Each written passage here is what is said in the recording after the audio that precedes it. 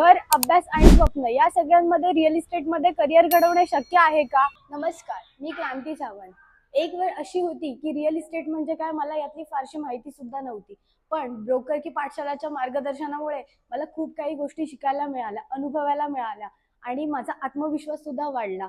तर इथे मला या क्षेत्रामध्ये 2 वर्ष पूर्ण झाली आहेत आणि आजच्या काळामध्ये महिला प्रत्येक क्षेत्रामध्ये पुढे जात आहेत आणि रिअल इस्टेटमध्ये त्या स्वतःची एक नवीन ओळख निर्माण करत आहे. प्रेरणा, नेतृत्व आणि नेटवर्किंग यांचा उत्साह घेऊन येत आहे बीकेपी कॉन्क्लेव्ह 2026.